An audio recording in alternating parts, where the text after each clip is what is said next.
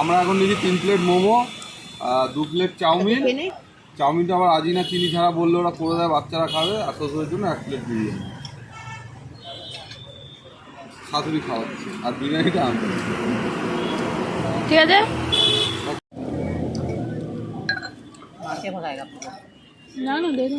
হ্যাঁ স্যুপ চাইলে দেয় তো, ভালো বানায়।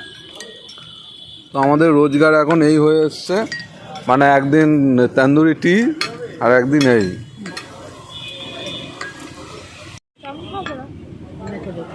মাম কি খাচ্ছ?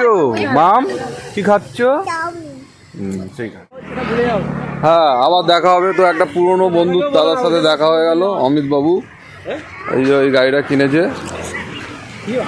মানে 10,000 টাকায় এই বাইক ভাবা যায়? তো চলো হ্যাঁ ইউটিউবে দেবো। আরে ব্লগ করে মাম টাটা করে দাও। এই যে টাটা, আর আসবো না, ঠিক আছে? বেশি ভালো নয় সব রোজ রোজ। ঢোকো ঢোকো ঢোকো, চলো। হ্যাঁ বাই।